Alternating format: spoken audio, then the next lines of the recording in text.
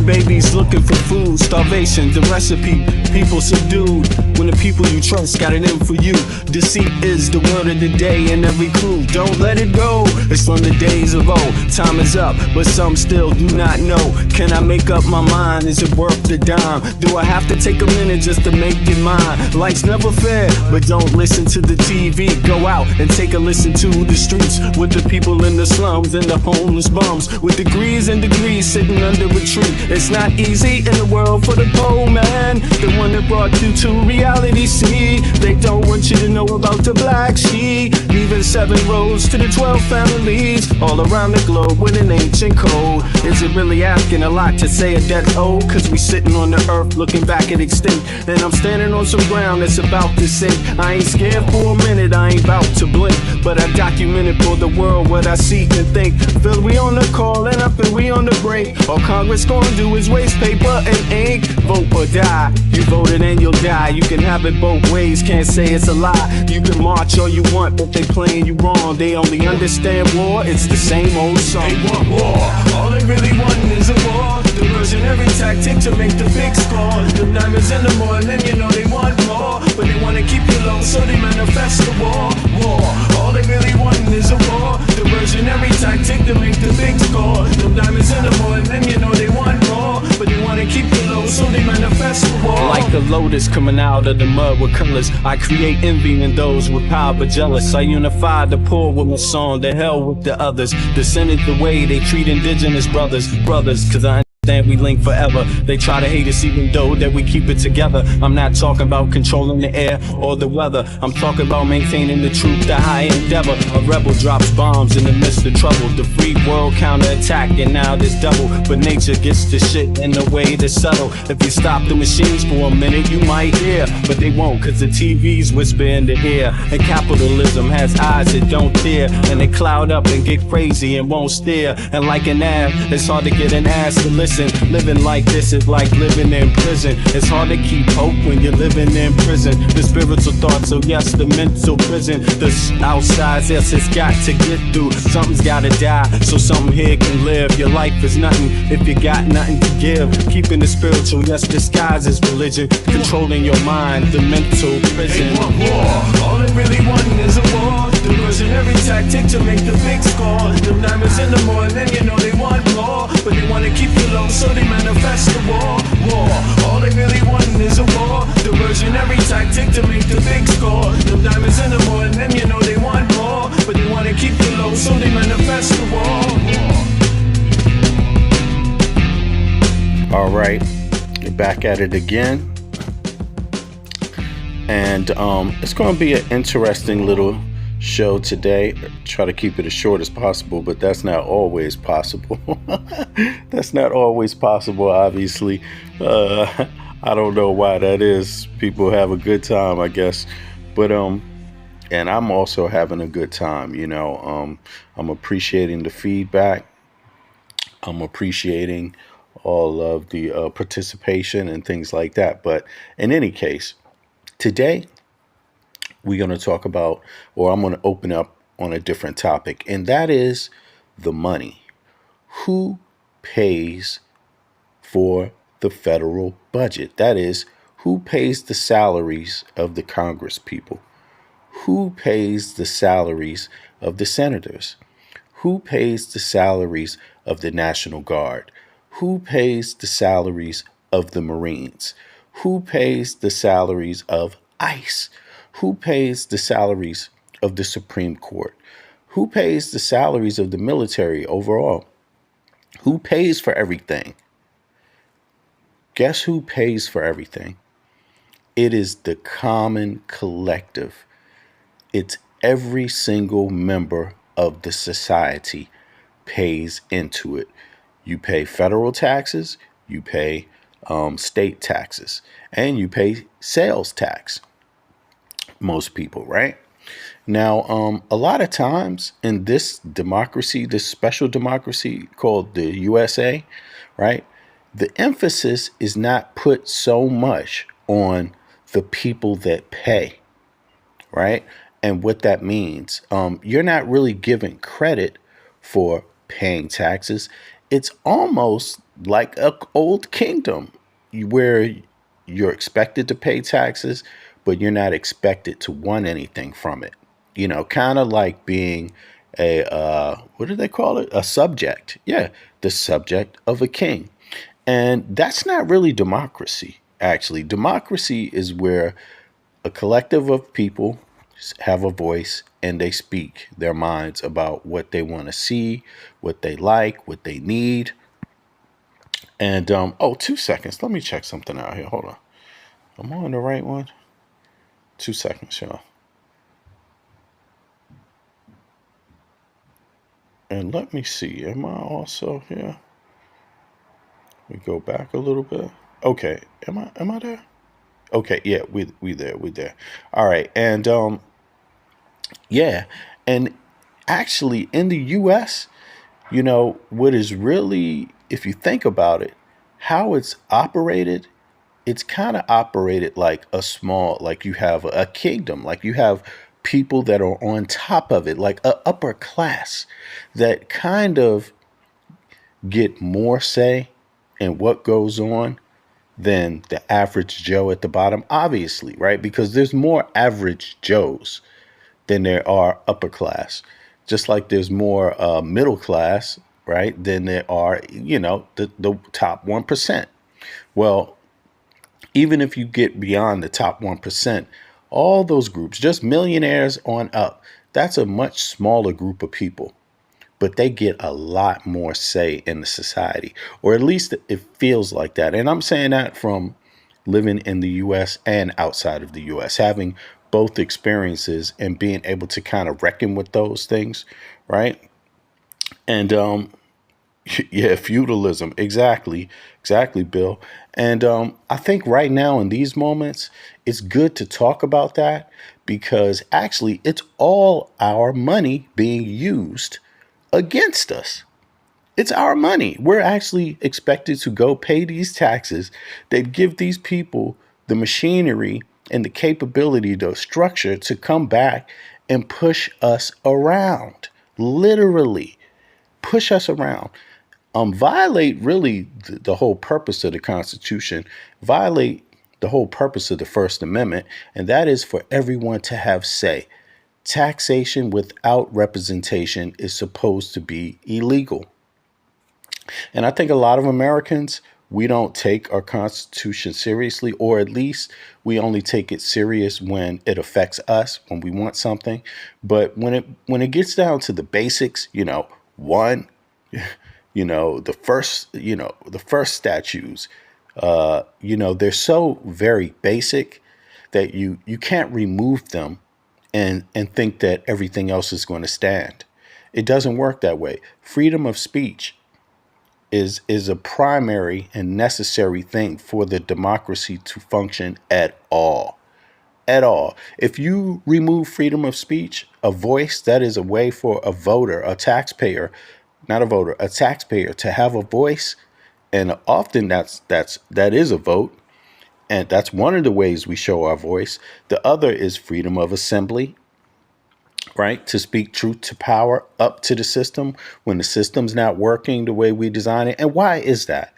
Because we pay for the system to work. It's us who pays for the system to work. Without our participation, it does not function. I'm talking about the average Joe. And average Joe and Jane, if you want to call it that, or Bill for that matter, Bill and Andrea, right? Whoever you want to call it, just any type of name for everybody in the society. Without the average person, it doesn't work. And I think I'm just saying this from my perspective, growing up in the United States, born and raised American citizen, and having a chance to live outside. I notice European citizens have a little bit of arrogance about their citizenry, like when it comes to their rights. You see what I mean? Like, it's not the same, like when they're paying their taxes, they're damn sure expecting shit from it. Like, seriously, they're participating in higher voter levels, number one. So that shows you the society is working. People are voting. right? It goes up and down. Maybe there's less one year than other years, but typically people are voting across the EU. They're participating and they're getting something back. They're getting more for their dollar, especially when it comes to quality of life. You see, and after all, that's what it's supposed to be all about. That's what representative democracy is all about. That's what you pay taxes for, to enhance the quality of your life for the average Joe. For the average Joe. If the society doesn't work for the average Joe, the society doesn't work. Like straight up. And I notice Americans don't walk around with that. The average Joe doesn't walk around with that. We actually get beat down from our machinery. The police come and we get scared because the police do come and beat your ass. The police come with impunity, authoritarian. They kill a lot of the times. So we've gotten used to that in another way that Europeans have not. We've gotten used to having politicians that dare speak of using the military against the people, that dare do it. And they say it like they don't know that you're the one that pays their salary. They say it like you are slaves when they speak. I'm telling you, I'm just telling you. I'm telling you, they speak with impunity. And I had to struggle to try to find European prime ministers and things like that that speak to their own people that way. And I'm telling you, I think a lot of people are shocked to hear some of these people speak, like J.D. Vance. What's the other guy's name we heard speaking at the Union Station the other day? The head of what's his name? Martin. Hold on, let me pull it up since I'm forgetting who the hell this is. Who's that guy? Let's see here. This dude right here. Who is this guy? You know, listening to these people speak it's declining though. It's freedom is a challenge, Lika, Pyramid. You're right. Freedom is always, democracy is a work in progress. Citizens have to demand their rights or they go away. But I don't know if you follow me, but even I'm sorry, Holland is way better than the US. Way better. Germany, way better than the US. And of course, every country deals with its issues. You know what I mean? But the citizens, they're still they're getting a better quality life. I just have to say that maybe that's me as an American saying that. Like, and I come from the capital and I've lived in also New York is like my second home. You see what I mean? And even before, I mean, it's not my second home anymore, but obviously Copenhagen is my home now. Denmark is my home. But just comparing that, experience, I noticed that Americans don't feel like it's their goddamn country. And the politicians don't talk like it's the American people's country. They don't talk. They talk like they are authoritarians, like it's their country and you are stupid. That's how they're talking now. And I just wanted Americans to be aware of that, but also in the conversation to just bring that up in the conversation as we go through the news, because these mother effers need to be reminded of whose country this is. When you have people like this talking down to you, let me tell you, it's not just a regular day. Don't just walk by it. Every regular Joe needs to tell these people in their face that it is your country and they work for you. Like, really, they need a reminder. They need a serious reminder, because the next thing you know, they're going to be kicking in your door and killing you if they don't get a reminder. Like, straight up, they think they have that right and they're operating that way. They are operating right now that way. And but let's get into the news. Let's get into the news a little bit. Taxation without representation. Oh, it's a lot worse than that, but I'm not saying it isn't worse. I was just talking about as far as the First Amendment, my friend Eric. So bear with me, brother, and try to be fair with me too. All right. Of course, totalitarianism isn't just taxation without representation, right? But one of the things we seem to be missing, and I notice, is like Americans almost don't feel like they have a voice. And the way these people are talking is more like totalitarians, authoritarians. This leadership, Trump and this guy on the screen, they're talking down to the public like they're nobodies. Like their voice matters more than anyone else's. Their whole practice. This guy doesn't even refer to any data. Zero reports. Nothing qualitative, nothing quantitative. It's his opinion, all of it, and he's attempting to shove it down our throats like an authoritarian, and he's using the militant arm. They have a whole militia set up. They got the Proud Boys, and Proud Boys is now becoming ICE, the brown shirts to the black shirts, you know what I'm saying? Which is another story we're going to get into, by the way, tomorrow.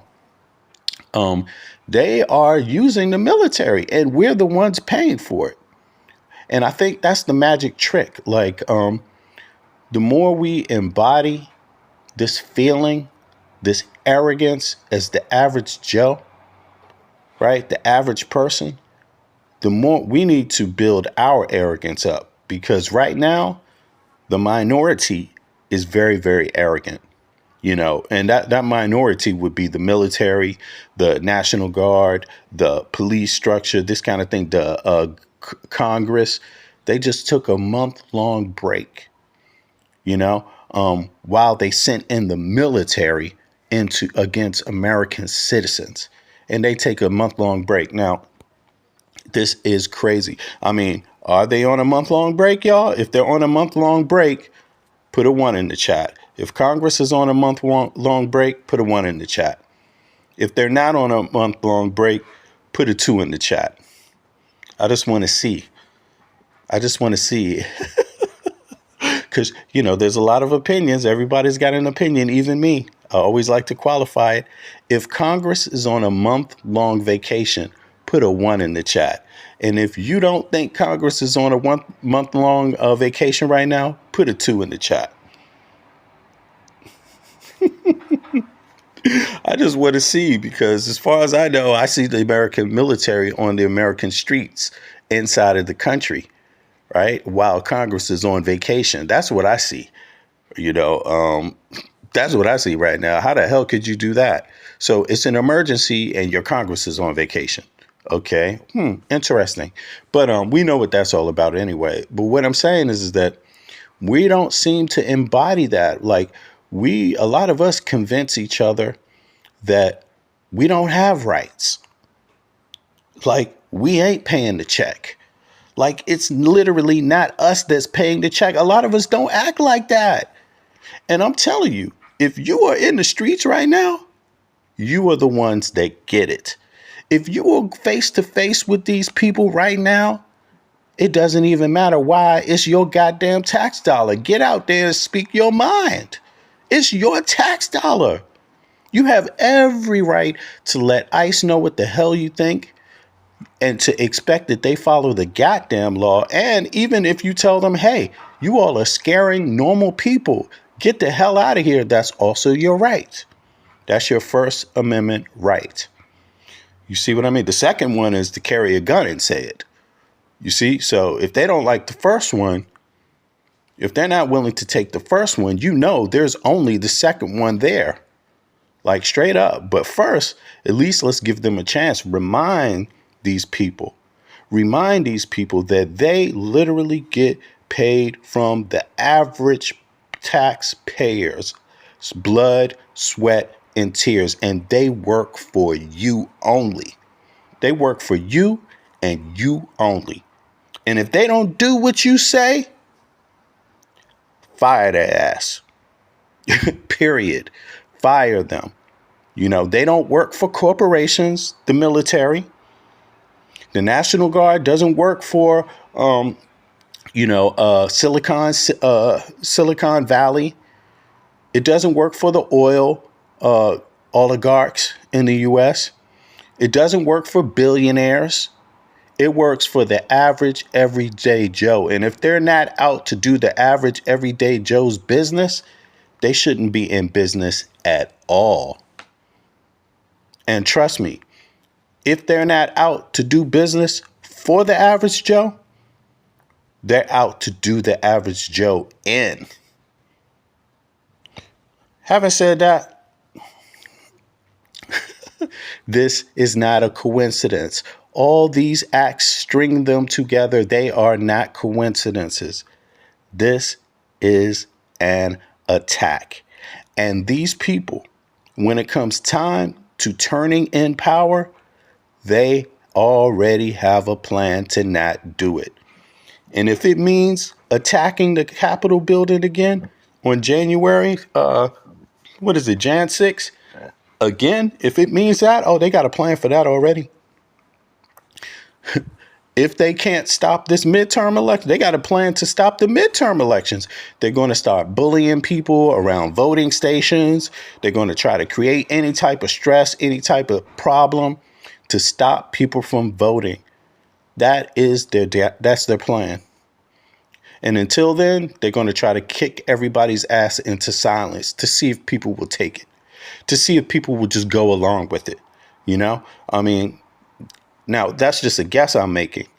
But then again, I don't see all of this shit as being a coincidence. And once you start bringing in the military and ICE into people's towns, once you bring in the military on this level, armed people, not local police, not people upholding the local laws. I'm talking about other people. Once you start using them in mass number against the American people, how many Americans did ICE lock up? Plenty. Now they're even saying that they're going to move people, that they're going to actually jail people abroad, American citizens. People, Miller and Hexet, thank you. Miller and Hexet, exactly, Miller. Now, this guy Miller, keep in mind, he's an immigrant himself. So what he is saying is only totalitarian, because he's the one that's supposed to be respectful. He's the one that's not supposed to be so arrogant. He's this dude, his parents, he's second generation, I believe. His grandparents came, his parents were born there, and then so he's second generation born in the U.S.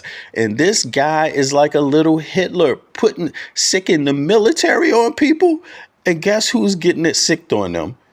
Peoples whose ancestors go all the way back to the beginning of the country. I mean, this is not a test. It looks the way it is because it's designed to be that way. It's designed to have this little arrogant bastard talking, lying, manipulating. Look, let's listen. 99% of this city has been terrorized by 1% of this city. And the voices that you hear out there, those crazy communists, they have no roots. They have no connections to the city. He says they have no roots and no connection to the city. So all those people have been following ICE around all day, for every day since they came in every part of the city. They have no roots. They have no roots to the city. But this little peon has roots to America. He's talking. You see how arrogant he's talking? He's in a building that existed when his parents, I don't even think his parents was even here. His family wasn't even in the country while he's standing in that building. Straight up. He's standing in a building where his whole family didn't even exist at that time in the U.S. And he's speaking like this about people in Washington, D.C. Like we don't know who the hell we are. Like we don't have a history. You're not supposed to come to D.C. and preach to us. You're supposed to come and sit down and ask us about D.C. history. We know the shit. We know it. We definitely know it. We definitely know it. I know it. I was taught DC history. I went to DC public schools. I went to school on Capitol Hill. You see what I'm saying? I went to school on Capitol Hill with people, black people, obviously, because DC's majority black and even more back then. But it also had some white people, also had some Asians, also had some Jews, also had some Muslims, some different a few couple here and there of everybody. And guess what? In our school, everybody sang the national anthem in the middle of the day, and on special events. I mean, not the middle of the day, on special occasions in the auditorium, and everybody sang the black national anthem. I'm talking about Julius Hobson Middle School, part of the Capitol Hill clusters schools on the Hill. I don't know how many people know about that. If you're from DC, you know about that. You might also know who Julius Hobson is. He was the first guy that was given when DC got home rule. He was the first one that served as like a pseudo mayor, pretty much. Julius, am I right? Hold on, am I mixing that up? Damn, I better be careful. But in any case, you get my point. Yeah, and a whole lot more history in DC. I'm talking a lot about it in my documentary Hometown DC. That's one of the opening episodes where it only talks about the history of DC, when it started, the population of people going back to the 1700s. So I know the history of DC going back that far. I don't take this kind of conversation lightly. But I also don't take being an American citizen lightly. My citizenry, I don't take any of that shit lightly, or the struggle of many people in the country. I would never take that for granted, because that is what bonds people. Literally. You see what I mean? That's what makes us unique. I mean, being an American is not from the U.S. is not an isolated event, because we have Americans with similar history from Canada, from Mexico, from the Caribbean, from South America. We have something, but the way this pig talks, when you have a person that comes up whose family wasn't even in the country, he comes into Union Station and talks this shit, telling people that those people outside are hippies. Those people don't even come from this community. They don't have children in this community. That's bullshit. They've been there the whole time too. If you know the history of DC, there's been Polish people there. Anacostia used to have Polish people back in the 1940s. You know what I mean? Straight up, where St. Elizabeth's was, Polish community, Germans in DC, a lot of people of different descent. From the whole history, and this guy's going to stand in Union Station and try to say that there's no white people from DC, man. This is some bullshit, calling them hippies. Well, that's just another word for cool white person that was around in the 60s. Hippie. That's all that was. That was a word for a white person that got it, that understood. Okay. Hippies weren't known to be the racists. The conservatives were, like this pig.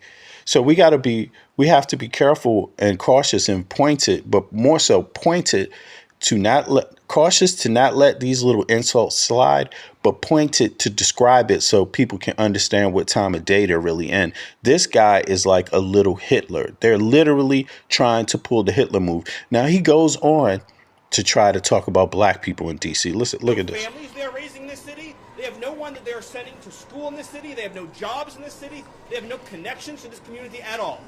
But they're the ones who've been advocating for the 1%, the criminals, the killers, the rapists, the drug dealers. And I'm glad they're here today, because me, Pete, and the Vice President are all going to leave here, and inspired by them, we're going to add thousands more resources to this city to get the criminals and the gang members out of here. We're going to dismantle those networks, and we're going to prove that a city can serve for the law-abiding citizens who live there. We are not going to...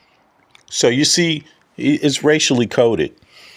First, it's ICE is going to look for, Hispanics and people that look a certain way, and maybe immigrants or maybe illegal immigrants. But of course, that's color coded, because they're not looking for anybody illegal that looks like him. That's well established. They're not pulling over people like him in the cars. None of that shit. That's not what they're doing. They're pulling over Hispanics and blacks primarily. That's what they're doing. But then the language is color coded because now they want to talk about gangs, right? So now it's gangs. You know what I mean? So who are the gang members? You see what I mean? He gets to define everything. Then he goes on to even insult. Look at this. Try to use. He wants to explain how he's going to come after black people and use the idea that black people, this is a black city, so the hippies shouldn't talk. Those white people outside, they're no good because this is a black city. And then he flips that and starts attacking the black people. I mean, this is some real dangerous stuff here. We're going to let the communists destroy a great American. So the white people are communist in DC. The white folks are communists. Before they were hippies. Now they're communists. You see, like he may as well be talking like Hitler himself, like literally. American city, let alone the nation's capital. And let's just also address one other thing. All these demonstrators that you've seen out here in recent days, all of these elderly white hippies. Here it is. They're not part of the city and never have. You see that? You see that? They're not part of the city and they never have been. Elderly white hippies. But if you look outside, there's loads of young people there. He's like trying to describe the people outside totally different. Like there's no cameras out there. Like there's no news. There's no journalists out there. Like nobody sees who's out there, you know? But look at this. Have been. And by the way, most of the citizens who live in Washington, D.C. are black. This is not. You see that? So now he's gonna use the black vote. He's using the black vote against the black vote and using the black vote against the white vote. But this dude is a totalitarian. He's second generation immigrant sending in the military into American cities to attack black people. I mean, that's what he's really doing, you know, and the arrogance of it. You have to understand, they know why they're talking that way, and they know exactly what their plan is, and they have a plan, and the plan is exactly what it sounds like. Nazi shit. That is their plan. If you have a chance, if you have the legal right to own a gun, buy a few of them. Buy a whole lot of bullets and buy as many guns as you can. Like straight up. Don't wait for the economy to get bad. Don't do that. Because this man sounds like he has no problem, you know, committing genocide. This is not a city that has had any safety for its black citizens for generations. It hasn't had any safety for black citizens in generations. Right. Well, there's always been homelessness and crime in D.C. since the beginning. What the hell is he talking about? The Italian mafia, the Irish mafia used to be in D.C. What the hell is he talking about? In the 30s, in the turn of the century. What the hell is he talking about? It hasn't been safe for nobody. What the fuck? If you really dig into the books, the mafia used to be, they were the politicians goddamn near back in the day in DC. You know what I'm saying? Like they were getting help from politicians back in the 40s and in the 30s. What the hell is he talking about? You see what I mean? This dude is crazy, man. He's like, for generations, man, this guy doesn't know Washington, D.C. for shit. Then before that, in the 1700s, there was free black people, you know, and slaves. Also, at the same time, you want to talk about that, Mr. Know-it-all? You know what I'm saying? Was it safe then? What the fuck? You know? But he damn sure doesn't want to fund no damn schools or fund any homeless shelters, that's for sure. But in any case, President Trump is the one who is fixing that with the support of the Metropolitan Police Department, the support of the National Guard, and our federal law enforcement officers. So we're going to ignore these stupid white hippies that all need to... Look, he's so arrogant. Think about that. Stupid white hippies. If you accept that language, you can imagine what he's saying about black people in private. Straight up. If he's bold enough to characterize people that way on international TV, then in private, he's definitely saying something worse about the black people of the city. Make no mistake about it. This is about attacking DC's Afro-American population.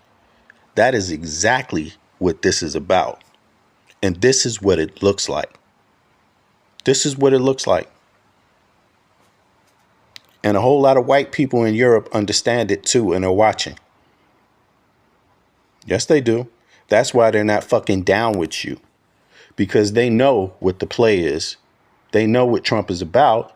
And they know Trump is using racism to bait his base so that he can try to buy up everything else and own it and make it a kingdom for himself and his oligarchs to rob the U.S., to control the U.S. government. Straight up. And people see that as a threat. You know, people see it as a threat. Everybody that is in a Western democracy understands that if you try to do what Trump is going to do, your democracy is finished. Every other Western country understands that. If you do what he is doing, putting the military against the people, it demoralizes the military. It delegitimizes the military. They become the laughing stock. They do.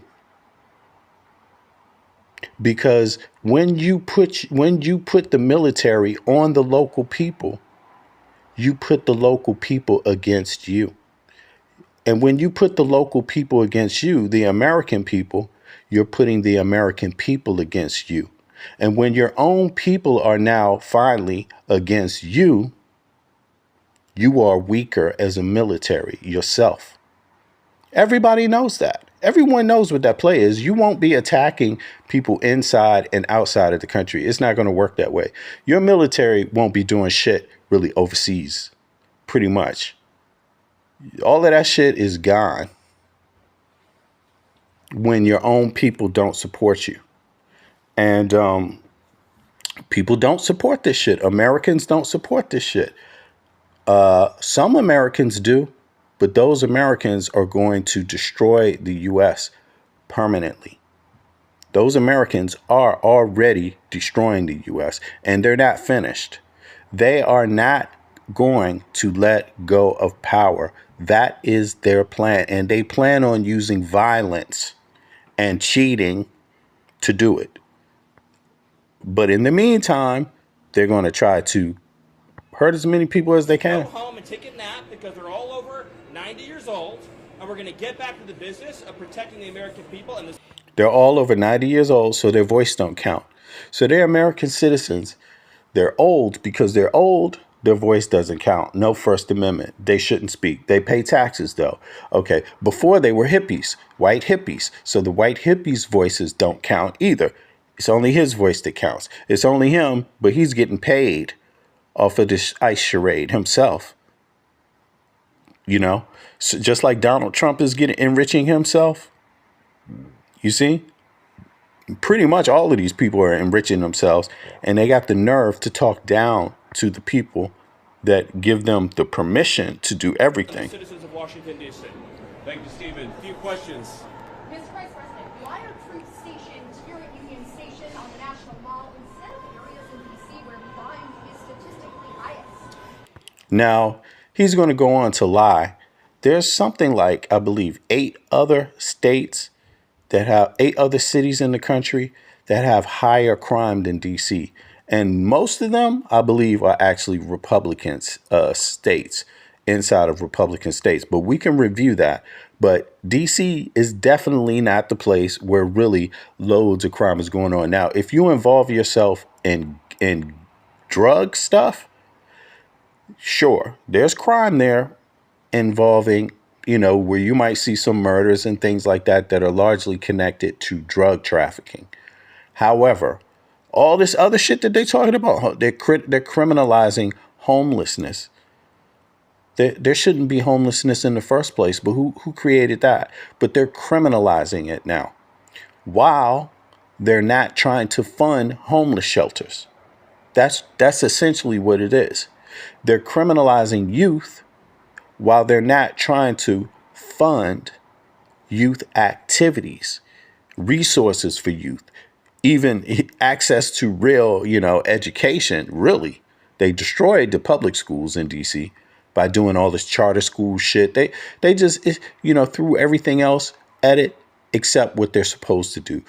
Every year they end up owing DC residents billions of dollars. I mean, every time DC residents are supposed to get the billions of dollars they think they're getting, because you're supposed to get that money, a certain percentage of it back. Not all of it, but a certain percentage of it back, right, to fund other programs. Because DC's not a state, it has to go through congressional approval. Congress always finds a way, or the president always finds a way to withhold money until you agree to do things only how they want it. Well, if you've ever been to Union Station in the last few years with your family, you know that crime is actually extremely high right here in Union Station. You have vagrants, you have drug addicts, you have the chronically homeless, you have the mentally ill who... Look, so none of that chronically homeless, mentally ill, none of that is violent crime. None of that is violent crime. So you see how they just use this one little idea to now do massive sweeps inside of a city that they already admit is African American, right? They did that by calling the other people, trying to delegitimize the white folk in DC by saying they're not black, so you don't matter because the black people want the police here, blah, blah, blah. But they're actually telling you at the same time that the black homeless people, they're just kicking off this, just ripping up their things, taking away the black mentally ill people. They don't have funds to help them get help. No, they're just going to kick them off. That is a lot of the homeless population are mentally ill people. People that are, federal dollars could be used to do something about that, but they didn't want to do that. You see, but they're talking, and I'm telling you, they're planning on going to other cities with the same talk. Who harass, who threaten violence, who attack families, and they've done it for far too long. This should be a monument to American greatness. This should be a place where you can come and share a meal or go shopping with your family. It should not be a place where parents of small children are afraid to bring them because, to Stephen's point, we have empowered criminals over the people. So he's like, it shouldn't be a place where parents with small children. Well, he just called the protesters elderly. Can the elderly go there then? Can the elderly go? Apparently so. Can the hippies go? Is it safe enough for the hippies? Apparently it's safe enough for the hippies. But now when he got something to, he needs to try to, focus on promoting his agenda. It's back to violence now. It's a violent Union Station is a place people are scared to go. People who actually need public safety in the city. So I think Union Station is a great example of what's possible when you actually have the political willpower to bring law and order and common decency back to the public spaces of the United States of America.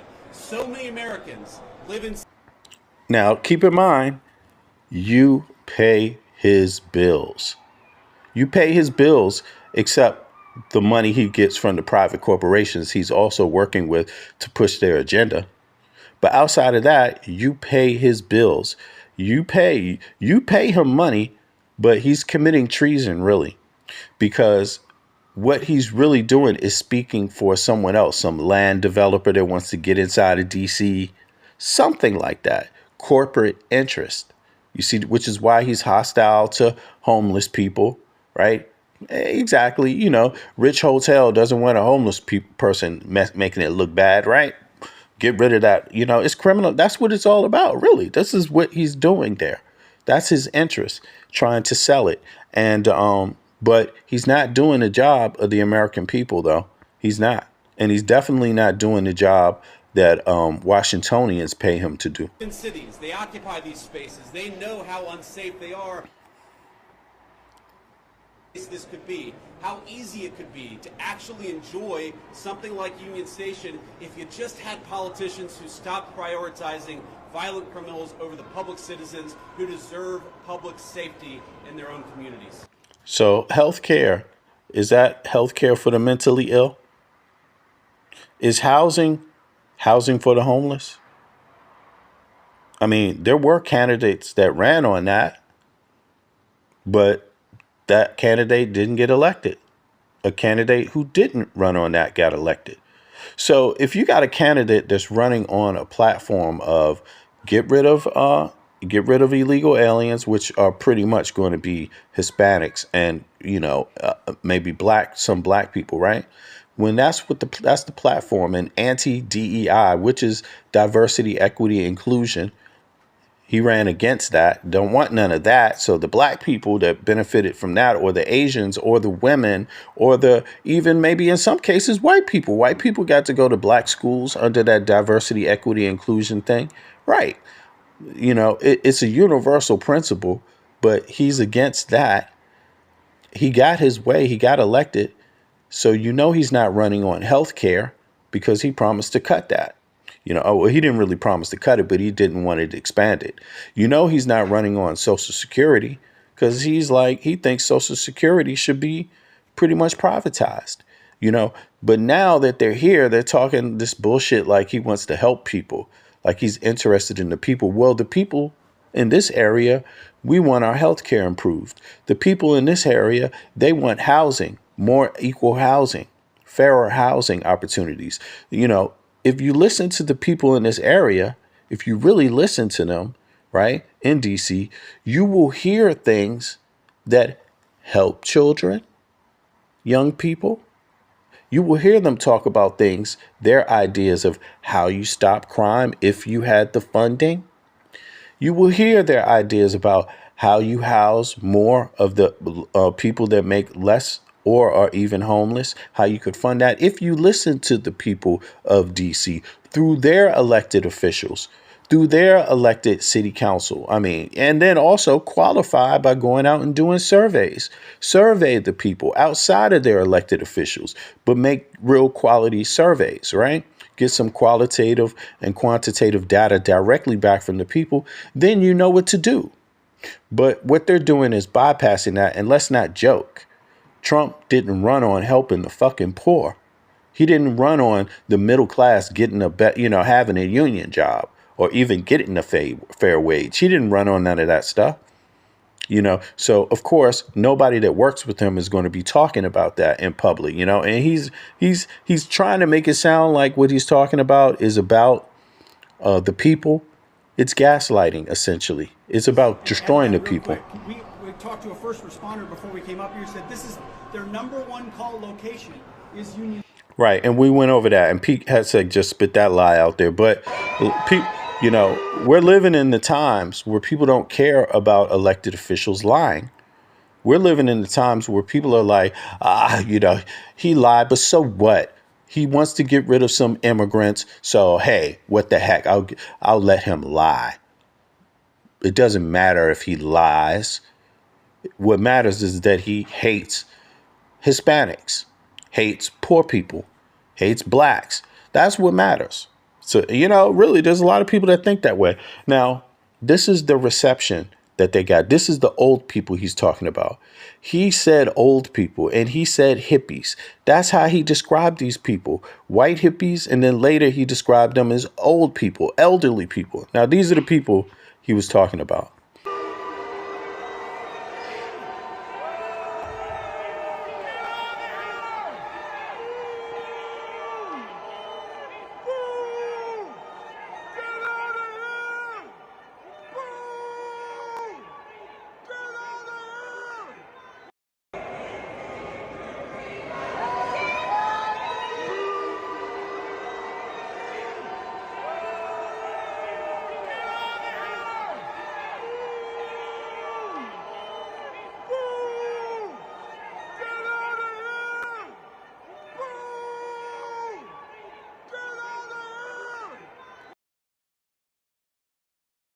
You're a wife beater!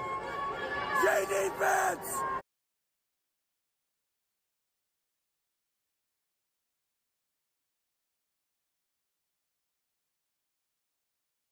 Does that sound like an old elderly person right there? Somebody called J.D. Vance a wife beater. You look like a constipated rodent. A wife beater. J.D. Vance. You look like a constipated rodent. They said J.D. Vance looks like a constipated rodent. Get out of our city. That's not an elderly person yelling at him.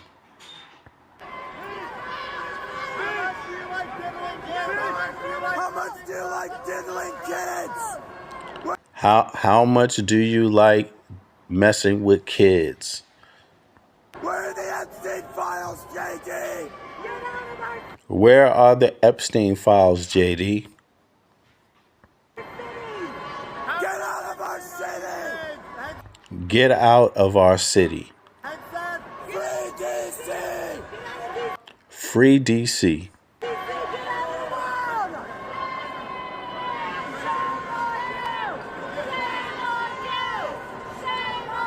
Shame on you. These are not old people.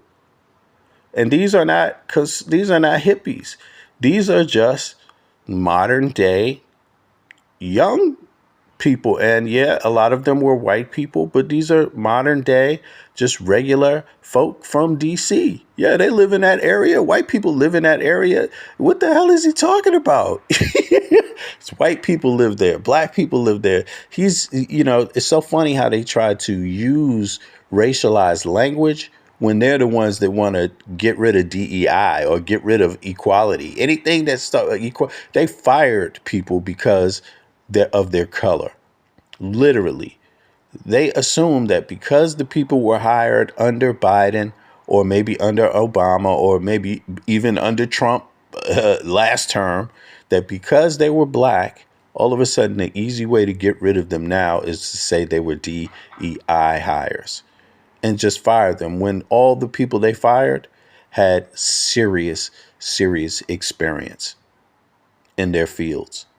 The DEI part wasn't to say that they weren't the most experienced.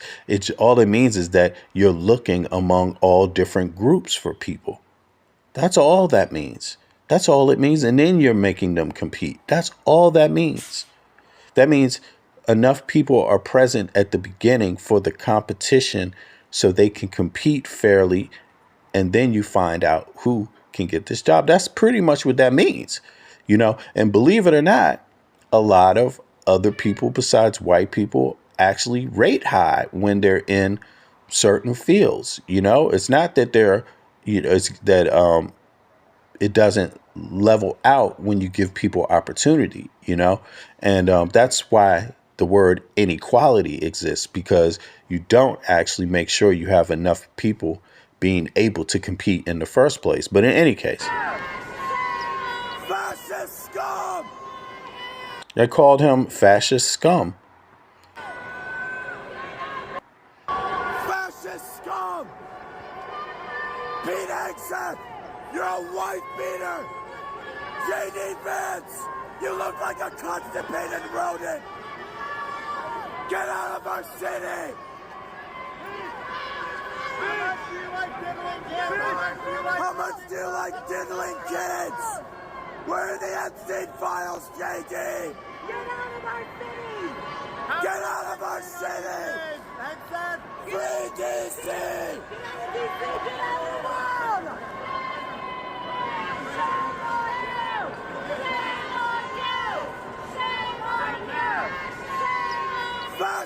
And see, these people, no matter what you think about them, no matter what color you want to say they are, how old they are, whatever, how young they are, one thing they do understand is that they pay the bills. It's them paying the taxes in D.C. The people in D.C. are the ones paying the federal taxes, in D.C. and the federal taxes, the state taxes in D.C. So taxation without representation would mean you pay those taxes, but you don't tell these MFers what you think. You don't have a voice. So the people that don't tell them what they think are the people that are getting taxed without representation here in this example. So you can see they understand the point. They understand the point of speaking up. They understand how vital it is. People and the citizens of Washington, D.C. So we're going to ignore these stupid white hippies that all need to go home and take a nap because they're all over 90 years old. And we're going to get back to the business of protecting the American people. Listen, are they all under 90 years old? I mean, none of these people are aged. None of these people are elderly people. This is crazy. He's like, they're all over. So do you want representatives that lie to you in your face while they spend your money and conspire against you? Is that what you want for your tax dollars? Someone that speaks to you like you're stupid as hell? That speaks to you like you can't put two and two together? You know, these people lie because they hate you. They don't care what you think. They're not even bothering to create to make sure their lie is something that can't be found out. No, that's not the point. The point is talking down to people. And when you talk down to people, your facts don't even have to be right. That's the whole point. You know, if you can get people to accept lies just because you're talking down to them, well, then you got a cult and then you got some oppressed people. And the citizens of Washington, D.C.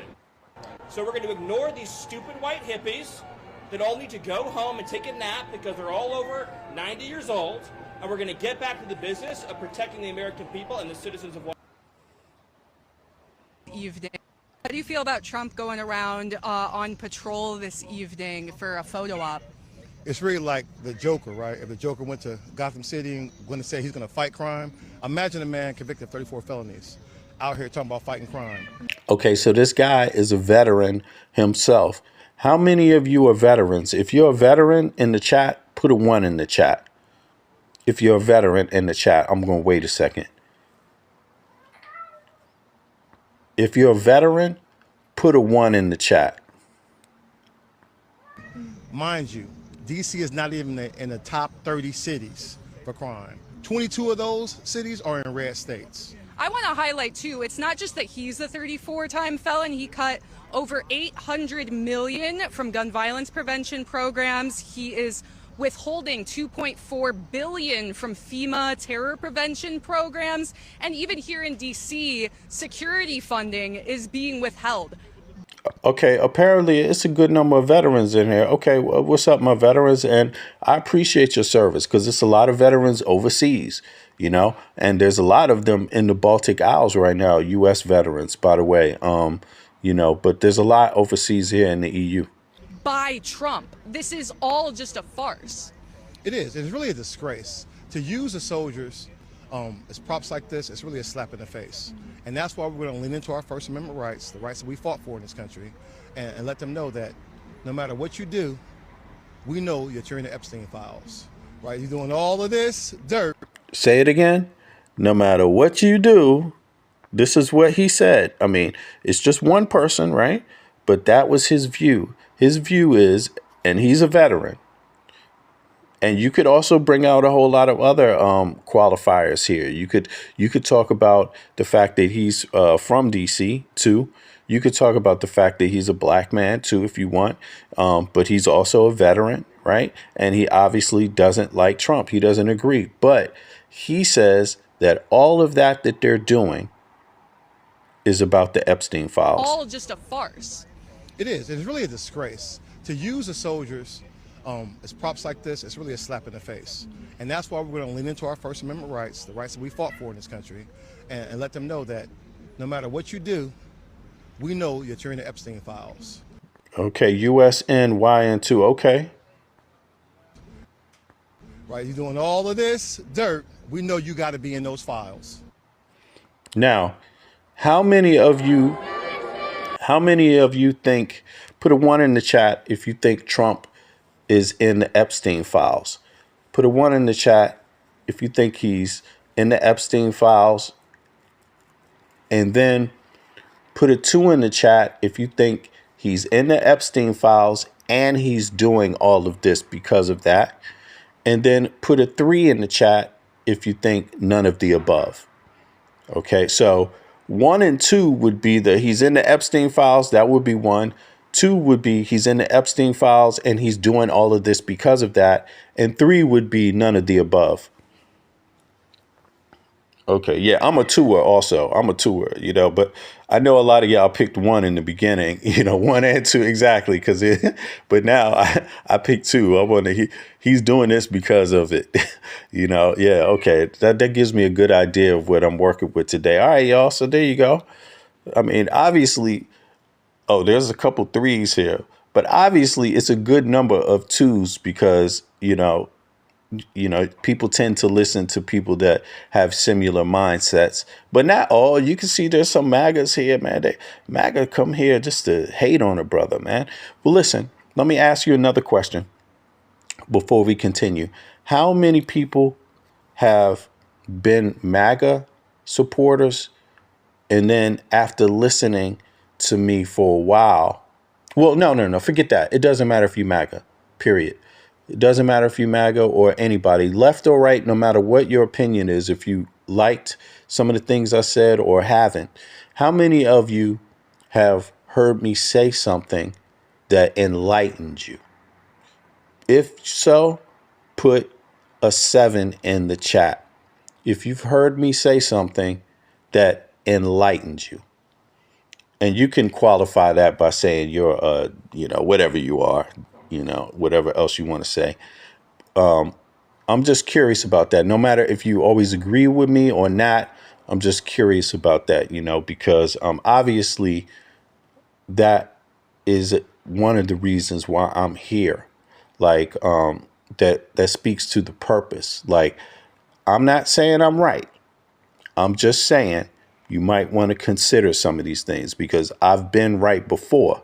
That's for damn sure, So I wouldn't be up here to make a damn fool out of myself either if I thought I was. Now, let's continue. Thanks for writing, for giving me your feedback, y'all. Now let's see here. Let's continue a little bit here.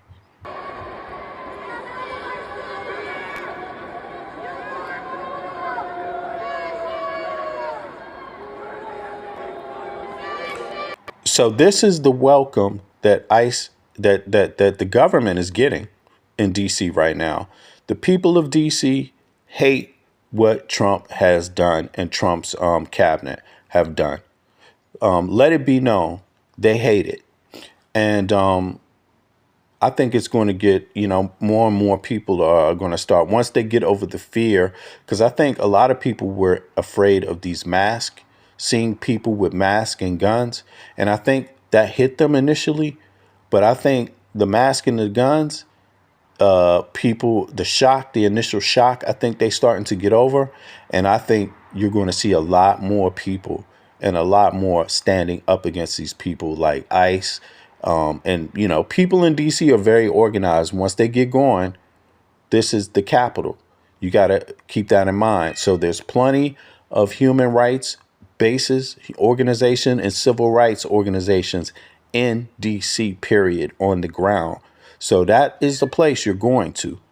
And so I think my prediction is that they're going to be out of there at some point because DC folk are going to not only be stressing them every day in their face, but they're going to be suing their ass every day on every level, which way possible. They will be all over them. That's how active people get in that city. And people are pissed off.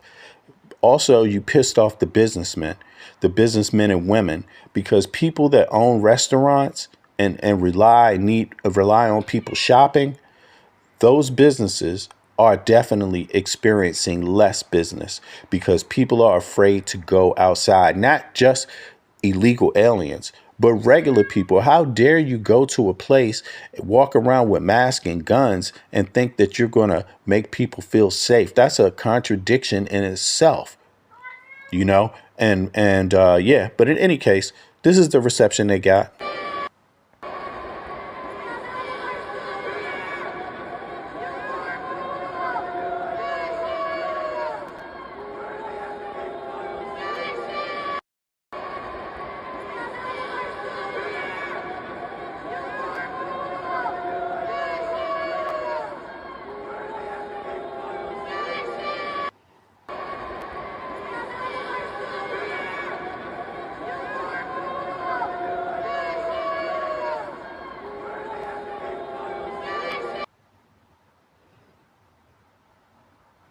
Okay, so I was really, really happy to hear that.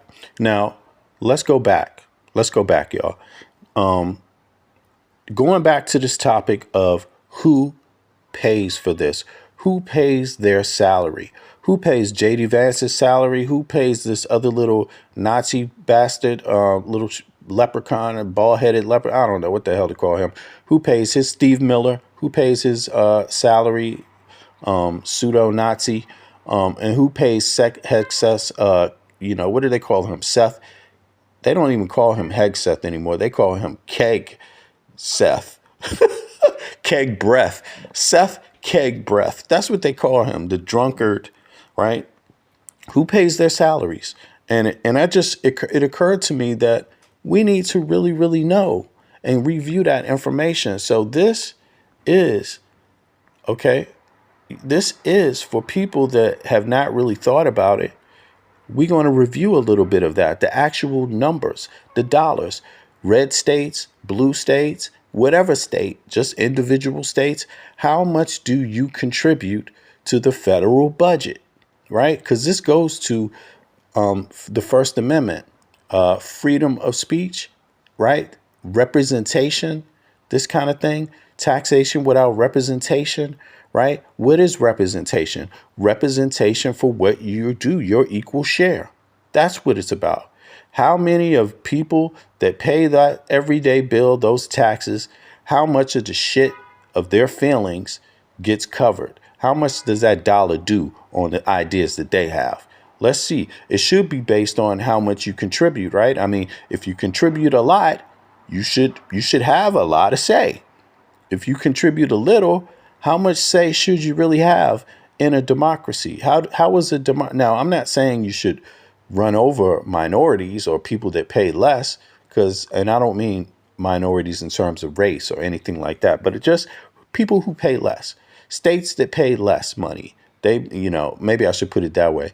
I'm not saying people should roll over them, but should states that pay less money into the federal budget, should they have more say in your life than people that pay cities and states that pay more? Should that be the case? Let's listen. U.S. federal revenue by state, ranked, plus what it pays for, FY 2024. Below is a state-by-state contribution list, gross collections, and a breakdown of federal spending categories showing where that money goes. Federal spending breakdown, FY 2024 total expenditures, twice $6.2 trillion, more than revenue collected due to deficit spending. Major spending categories: 1. Social Security, $1.410, retirement, disability, and survivors benefits. 2. Medicare, $1 health coverage for people 65 plus and certain disabled individuals. 3. Medicaid, CHIP, and other health programs, $650, federal state health insurance programs for low-income individuals. 4. National defense, $877, military pay, operations, weapons, bases, research. 5. Income security programs, unemployment insurance, food assistance, SNAP, housing aid, child credits. 6. Interest on national debt, $659, interest payments to bondholders. 7. Other federal operations and agencies, 1 Point Oracle Town, transportation, education, veterans programs, energy, scientific research, and more. Rank state contribution spending context. Rank state territory gross collections thousands dollar. Share of total percent revenue pays for educate veterans scientific research and more. Now this was interesting because these are the top 5, right? California. Now, what is it? California, Texas, New York, Florida, and what's the fifth California, one? $805,651 for 15.80%. Major funding for Social Security, Medicare, Defense, Medicaid, and other programs. 2. Texas, $47,434. So California pays into the federal budget twice as much as Texas. Twice as much. Texas is in the 400 billion, and Cali is in the trillion, damn near. Okay, I think if I'm correct. Same out. And this is important too to see. You see that the percentage paid in? That's the highest, 8.8. That they're paying. Not only do they contribute the most, But this is the 8 point is out of their GDP, out of their own taxes, right? The money that they collect, they're handing over that amount. That's a high percentage. Texas pays half of that, but also pays less of a percentage into it. And the lower your the economy is, the lower the percentages also is what this is Same displaying. allocation categories across the federal budget. 3. New York, 384,447.54%, supports entitlement programs, defense, infrastructure, etc. 4. Florida, 325,155, 6.38%. Significant share goes to Social Security and Medicare. Large retiree population. 50 overseas and territories, 897,380, 0.02%. Same spending categories, including military. I think somebody is saying that the numbers. No, it's not by the thousands. I know what you mean. It sounds, but the numbers are accurate. But we're gonna, don't worry, because we're gonna come with another one also. This is public data, by the way. But sometimes they're saying thousands, but they mean billions. Military stationed abroad. Total U.S. 5,100,489.8, 100%. Covers entire 6.2 ton budget category. Millions and billions, right? Above. Keynote: every state's contributions are pooled into the federal general fund, plus trust funds for Social Security, Medicare, then spent across all categories, not earmarked by state. Would you like?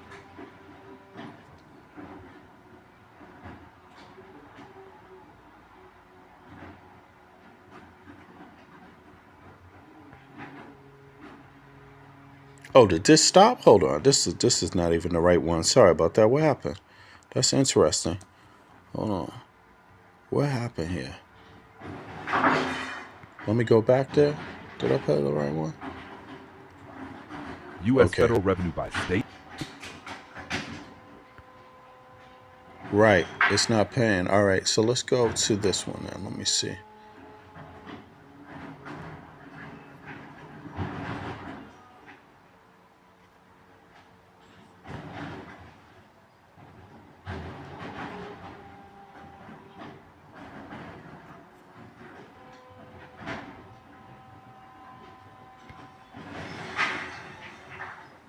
Here is the state-by-state list of federal tax contributions for FY 2024, ranked from highest to lowest. Rank state territory, gross collections in thousands dollars. Share of now, you can see clearly here, right? California is ranked at contributing the most. Correct or incorrect? Does California contribute the most to the federal budget? If you agree with that, put a 1 in the chat. If you think California contributes the most in federal dollars to the federal budget, put a 1 in the chat.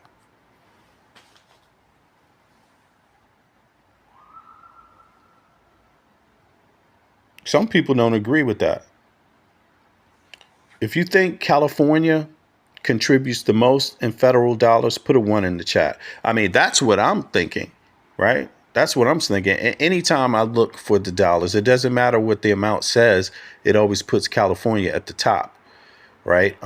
So now let's go. Total share of total tax contributions. 1. California, 805.80%. 2. Texas, 434,073, 8.18%. 3. New York, 384,407.54%. 4. Florida, 25,003,845, 6.38%. 5. Illinois, 22,4.35%.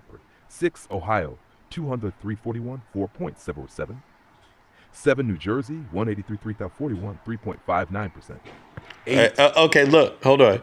You see Holstat in the chat? Now, how many of you agree with Holstat? Holstat came in and said California as a state is 4th. What does California as a state mean? California is a state. We're going only down states. We're not talking about cities. We're not talking about counties. We're not talking about any of that. But why do you think California as a state is number 4? I will never understand that. Did y'all see that comment? I can't see it anymore, but somebody actually said that in the chat. But in any case, let's go on. Pennsylvania, 79,329.91, 3.52 pump. 9, Massachusetts, 156,523. Now, I'm only going through this list because you could see, like, you got to ask yourself, where are these people? We got National Guard from DC, but then there's other people that also want to send National Guard from DC.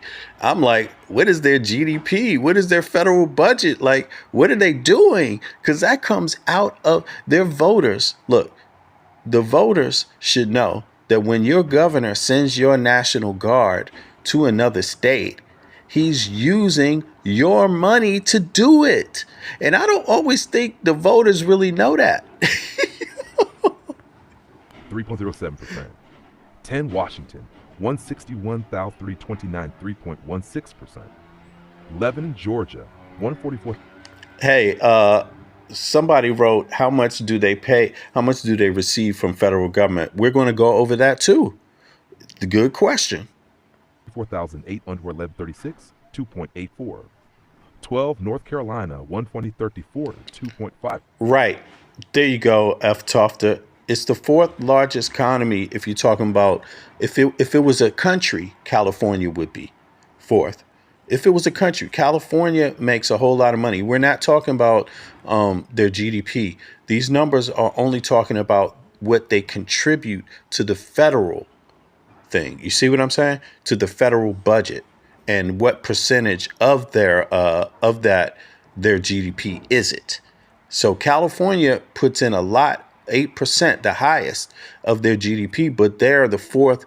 If they were a nation themselves, they'd be the 4th richest nation, damn near, right? If I'm right, if I'm getting that right, let me know. 5%. 10, Minnesota, 22,169,000, 2.40. 14, Virginia, 22,000. People keep saying, somebody said using GDP is weak. No, I'm not. First of all, I'm only using it GDP because I can record the results. Chat GDP doesn't use Chat GDP as a reference. Chat GDP uses public information. So the information that you're hearing here, you really need to understand this is the federal government's data that Chat GDP is using.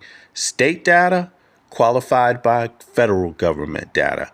Your government is the one that's providing this data. So the mere fact that I'm using Chat GDP to do it is because I don't want to read it. I can't sit here on one computer and read the data. I'd rather just put it up there, record it, and let everybody listen. Very simple. And that's what's going on. I mean, I'm not going to read separate documents. I'm going to compile it first and read it. And I'm also going to narrow down the amount of time. But in any case, if you doubt the information that you're hearing, feel free to express yourself. I, so far, don't doubt it.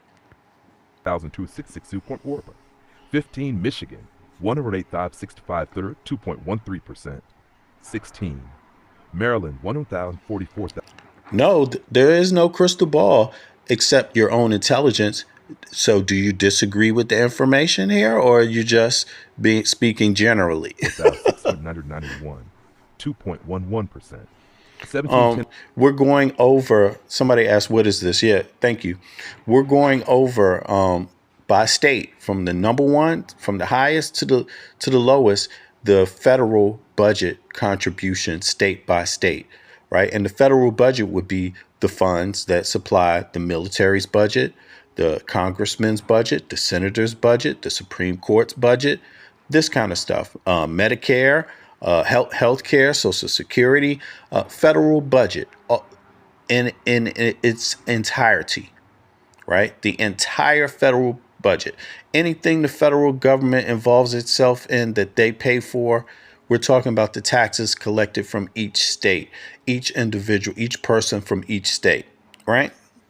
And the contribution of that state to that budget, and what percentage of the GDP is that of each state as well. So that's all we're going through. California was at the top. Tennessee, 100,928 with a 60, 1.8%. Missouri, 93,234, 1.833. Ninth, Colorado, 86,741, 120. Indiana, 83,926, 5.5 per 21. Arizona, 78,000, 1.54%. 22 was them. So down here on the list, the lower you get on the list, Indiana, I believe Indiana, Arizona, all the way down here, people are paying less into the federal budget, and the percentage of their GDP is even lower, to account for that. So California is at the top. They're like paying an 8% of their GDP. 71. These states on the bottom are paying like 0 point something. 766,847, 1.41%. 23, Connecticut, 69,406 to 1.36. 4, Kentucky, 50,187, 98%. 25, District of Columbia, 40,240, 20.89%. 26, Nebraska, 43,963, 41. 27, Arkansas. But again, these aren't thousands though. These are billions and millions, right? That they're talking about. Arkansas, 42,100, 2.83%. 28. For example, actually, all of this is. Yeah, this is not even millions, but let me go into this. This is billions. 49, Oregon, 41,976 at 8 or 24, 0.82. So Cali is almost $500 billion. They're almost contributing $500 billion, if I got that correct. 30, Oklahoma, 39,273 and 41.73. South Carolina, 39, Adrian 7 went 7, Utah, 38, Utah, 38,005 still went. Nevada, 38,035, 64th, 0.75%. 34. In other words, they don't showing you and $130. They don't. That's not in here. Alabama, 37,006, 158,000, 4%. 35, Iowa, 35,005 and 96 though, 0.70. 36, Kansas, 31,359. Okay, so people get the point here. So let's go to the next one. That was just to show you, to give you an idea who's at the top in terms of contributions. And we should reflect on that when we talk about representation, right? Taxation without representation or taxation with representation. Who should be represented? Should it have something to do with how much they contribute financially? As a state, we're talking about states now when it comes to elections, when we talk about appointing representatives, obviously, right? You follow me here, because don't take it the other way. Some people might think we're having a different conversation. Representation, I'm only speaking about it, according to the Constitution.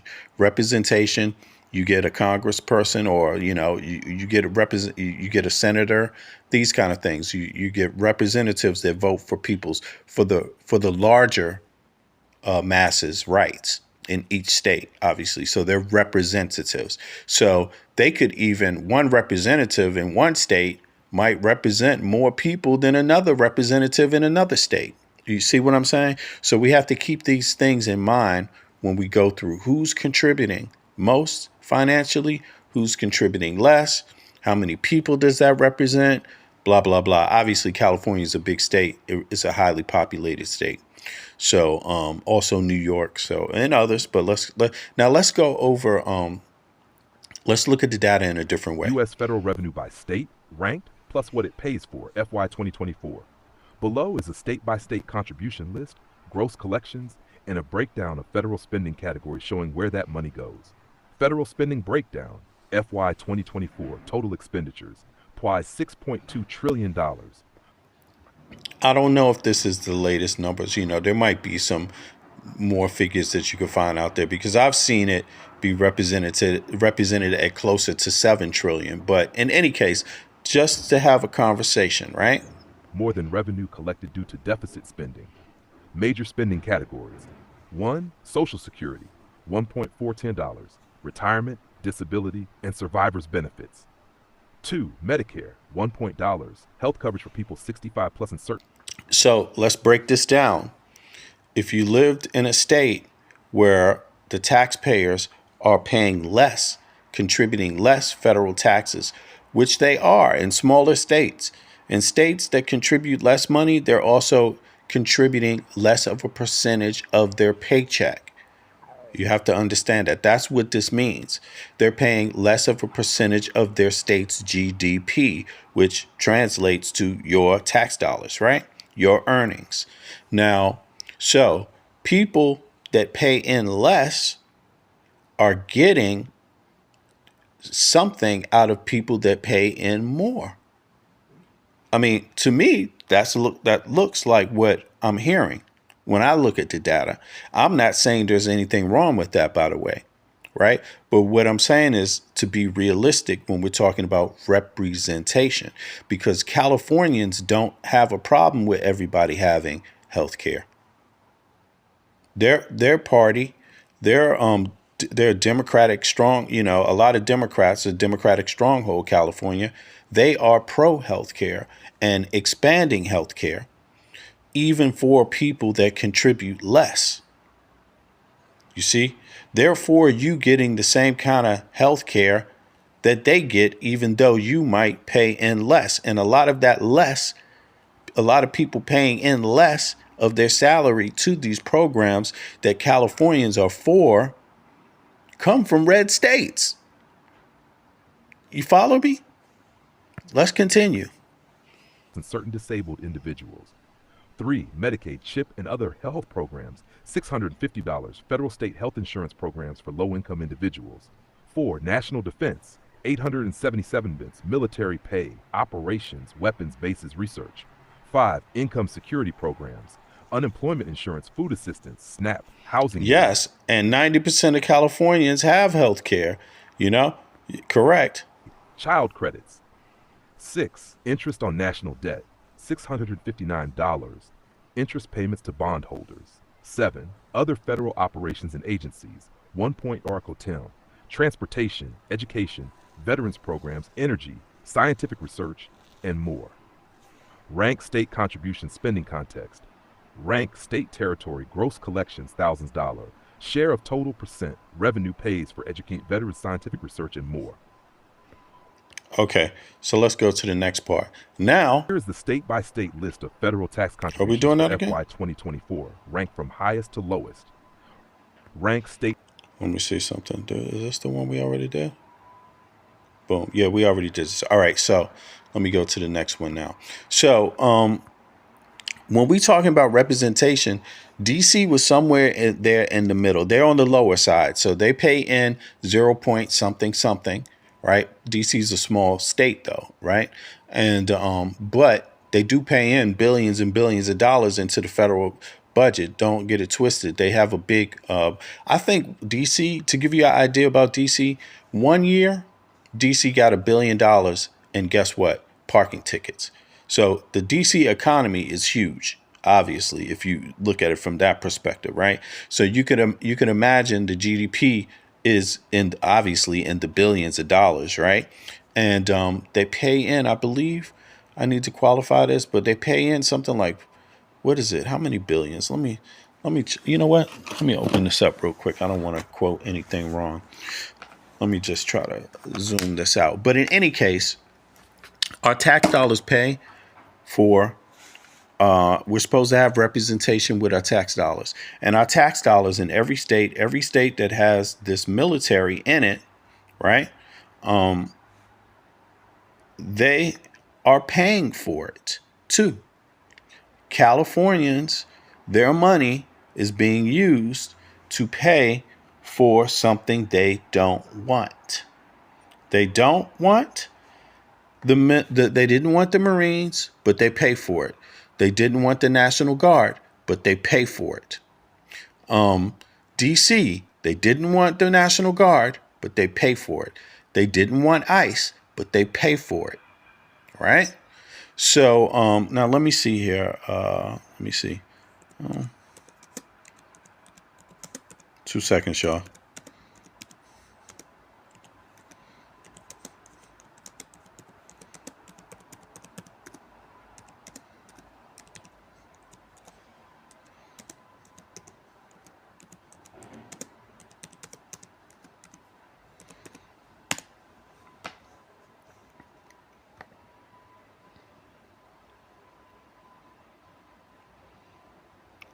the? Oh my God. Hold on. Let me type that over.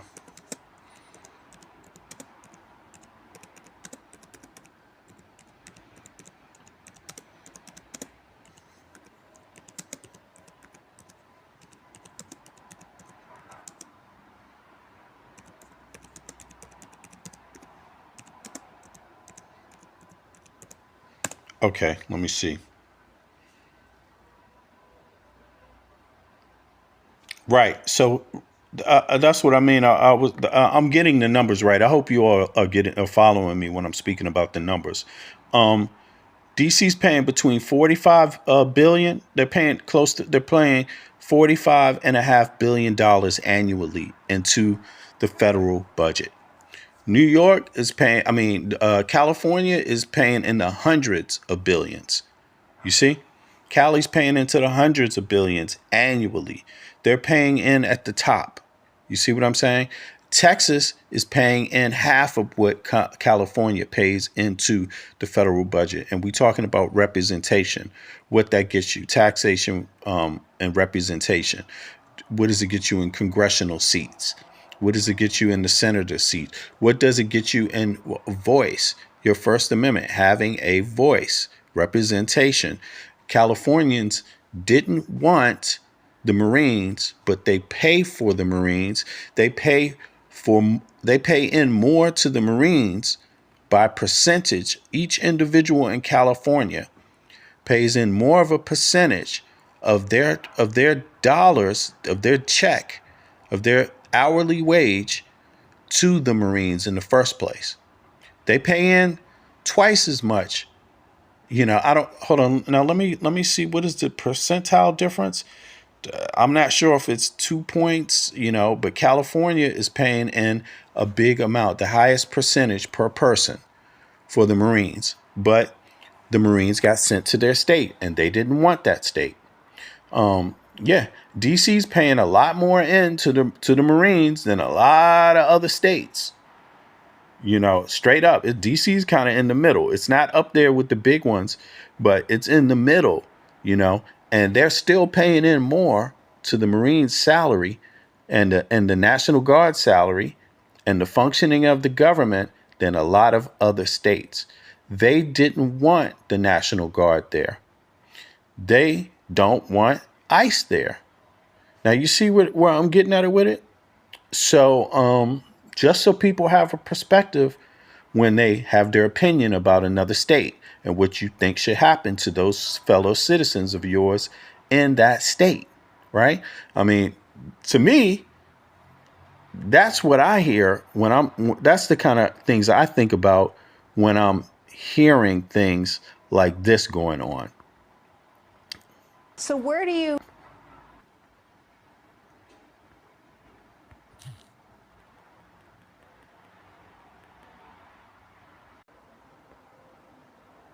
All right. Okay, we back. Now, paying what you pay, it should get you something. It should get you in representation some of the things that you want. And you should have the right to a normal life. You should have the right to exist and contribute. Your voice should matter about how you exist. And you should get the sense in a society that you're heard, that your voice matters. And actually, you see in this kind of situation, states that pay in less to the federal budget, they actually seem to get more representation, actually, right now. They have the Supreme Court. They have the Senate. Can y'all hear me? Is my mic on, y'all? Right. Okay. Y'all can hear me. Okay. They have the Senate, right? They have the Congress, right? And they have the executive branch, right? They have 4 branches of government. They have 4 branches, basically. And they're using those 4 branches to do extreme things, but yet they pay That politic is the people that support that politic, they actually pay less into the federal budget. You know, just flat out. They pay less. People from blue states, they pay more. But in terms of representation, they have no representation right now. They have zero representation at all. You know, and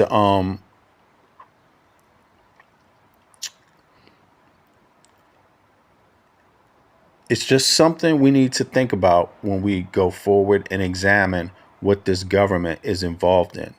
Now, again, I don't think representation should be based just about money, because you should also have the very basics: freedom. You know, people should be free. And that means free from corporate greed. You know, the democracy should function in a healthy way.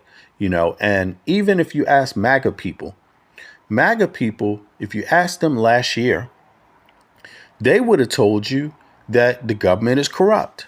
You know, before Trump got in office, they would tell you the whole thing is corrupt, that there is a cabal, that there is also a deep state, right? They would tell you that. These are the things they were saying, right? So they had a view that the government was unfair and corrupt, right? And the whole system needed to be changed, basically, right? They had this kind of view. But right now, while they have all four branches of government, you don't hear them saying this stuff no more. They don't seem to even, there's no deep state anymore. You know what I'm saying? The whole deep state disappeared. The entire deep state disappeared. And you got to ask, like, what happened? Was that just the hoax? Is that part of the attack to gaslight? Like, have you noticed that? Like, all the things that they said the Democrats were doing, using power when they weren't in office, all those things, they now have changed. All of them have changed. You know, they're no longer the deep state party. They're not looking for the deep state anymore. They're no longer, going along with any of the conspiracy theories that they put out there. Rush Limbaugh, you could talk about him. I mean, it's almost as if they were gaslighting, because all the things that they said the government was about to do are actually all the things that they are doing to the American people right now. If you think about it, police state, FEMA camps, right? Alligator, seriously, all the things that they said. And see, this is what I'm saying. This is not a coincidence. This is part of the actual attack. This is a real attack, because you're talking about gaslighting. Every single thing that they said the Democrats were doing, or that the state was about to do, FEMA camps, all of this, is exactly what the police state is exactly what they are doing. I'm just saying. All right, let's take a listen now. Here are the facts. When you ask the... All right, this is Adam Mockler. He's a Gen Z from the Midas Touch, right? And actually, I liked his performance because it showed me some cracks in how, number one, older people are approaching this politically. And but let me let it play. Let me let part of it play. Here Trump we go. is claiming to help. They say that they oppose it at a 79% rate. 61. Right. Representation. He's talking about the data of the local population of DC when we're talking about what's up with these feds doing in the city. Percent of them feel less safe. When you ask them what they care about the most, it's not homicides. It's not carjackings. It's Trump's occupation of D.C. So the question then becomes, who are we helping here? Who are we helping here? The idea that public policy isn't meant to serve the public in D.C. is absolutely absurd when Trump was claiming he was... Here are the facts. When you ask the residents that Trump is claiming to help, they say that they oppose it at a 79% rate. 61% of them...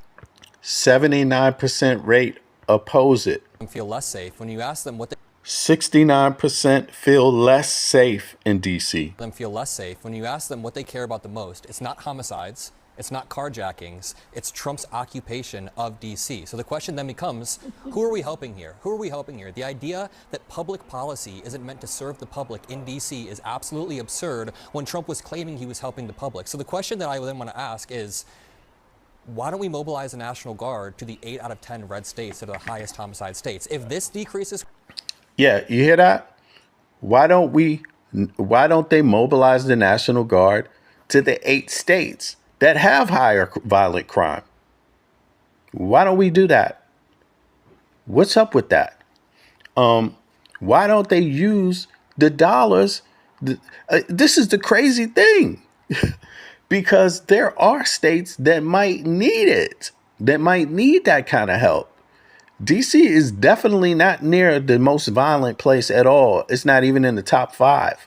You know, I think it's in the bottom of the top 10, So when you're talking about violent crime, so California is paying in the most to the federal budget, even in percentage per person. Each person is paying more of a percentage of their salary into the federal budget when you're in California. California opposes this type of action that's going on in DC. At the very same time, the DC residents voice, the data says that they overwhelmingly not only oppose it, but overwhelmingly are in fear of it, are in fear while they're experiencing this, right? And the entire system is ignoring all of that. Doesn't that sound really strange? So not only do the people that pay the most into the federal budget, their voice is not represented here, but even on the smaller side, just the local population, when you're talking about qualifying data and doing surveys of the population, their word doesn't even matter. Not right now. The National Guard to the 8 out of 10 red states that are the highest homicide states. If this decreases crime, and that's sufficient enough to mobilize the National Guard against the who are we helping here? Who are we helping here? The idea that public policy isn't meant to serve the public in DC is absolutely absurd when Trump was claiming he was helping the public. So the question that I then want to ask is, why don't we mobilize the National Guard to the 8 out of 10 red states that are the highest homicide states? If this decreases crime, and that's sufficient enough to mobilize the National Guard against the explicit will of the people of D.C., why is the National Guard not marching through the streets? The law, he was already quoted. I'm not. Right. So, he's bringing up this issue of the law being coded. He's talking about D.C. being a federal city. Yeah, but aren't representatives supposed to want to actually help people? And why would you start in DC and skip using all of those federal dollars in any of the areas that need it the most? Why wouldn't you do that? And so they're literally explaining to you that they plan on abusing power. Literally, that's what this is about, the abuse of power, because it's not actually about helping people that need help. Trolling of Trump and social media, which is doing gangbusters for Gavin Newsom's social media accounts. What's the pathway to actually bringing voters back to the Democratic Party? Because the internet is not real life. That is the truth. And I'm not sure. Do y'all hear that? Some of y'all are not real. I'm seeing Democrats understanding that. Well, there's 2 parts to it. First, you have to drive the attention, then you drive the narrative. So right now, he's getting the attention piece in the attention. Right. So they're talking about Gavin Newsom and whether this is necessary. I mean, yeah, of course it's necessary. You have to fight fire with fire, period. And anybody who's Republican that doesn't think the Democrats need to fight fire with fire, maybe you're just afraid yourself of the fact that you've been using fire. But I'm of the Democrat brand that's like, no, you need to fight fire with fire. All of that other shit is finished because these people will back us into a corner to exterminate us, literally. So that we have to understand. That's what's going on. I mean, this is a serious a comprehensive plan and strategy put together in effect to eradicate certain types of people. And it's not about your legal status of being a citizen. It's not even about being an American citizen. It's about racism. It's about racism purely. That's all it's about. Wait. Are you talking? What are you talking about when you talk about Biden and the auto industry? Oh gosh, did you not see what he did?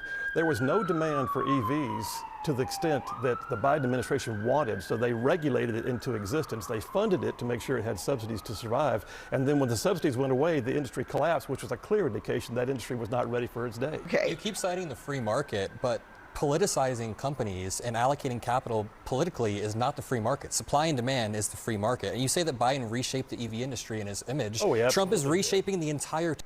Right. Again, this is corporate money. This is gasoline company money talking when he says that.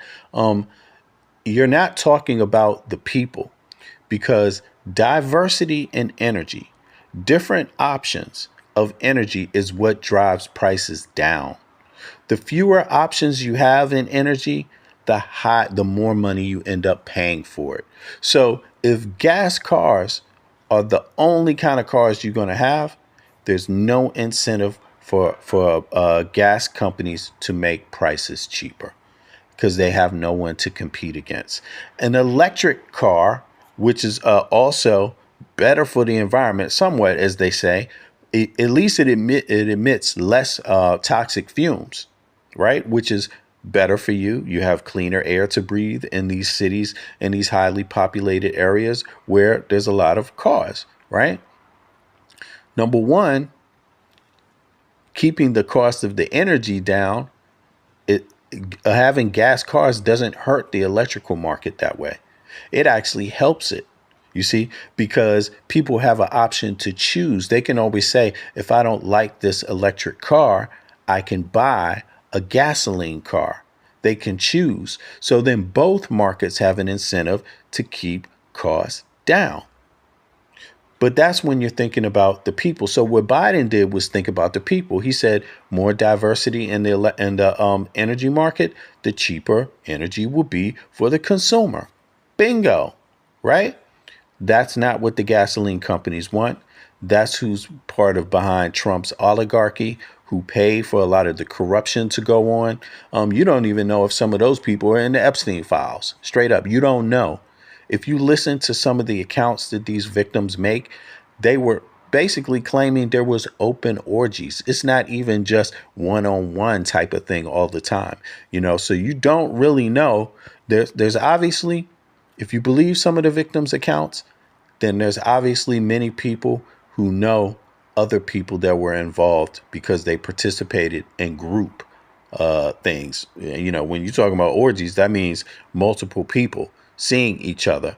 So there's more adults. It wasn't all one-on-one, private, alone, this type of thing. But let's hear some more. And you say that Biden reshaped the EV industry in his image. Oh, yeah. Trump is reshaping the entire tariff global order in his image. He's placing tariffs on countries that make no sense whatsoever. I told you had to buy a certain vegetable at the store. Now, you see that?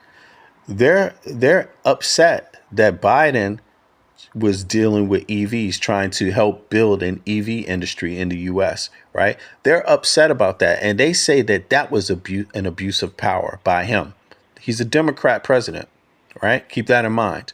They say that was an abuse. But what's Trump doing with the tariffs? That's what Adam Mockler is proposing.